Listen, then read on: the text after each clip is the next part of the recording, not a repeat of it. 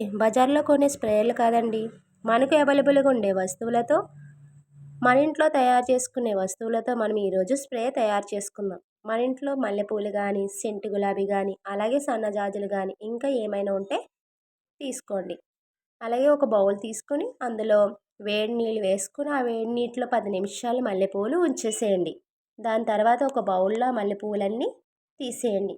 తీసిన తర్వాత చిటికెడు జువాదు, చిటికెడు పచ్చకర్పూరం వేసి ఆ మిశ్రమాన్ని పూర్తిగా కలిపేయండి. అది కలుపుతున్నప్పుడే చక్కటి సువాసన వస్తుందండి.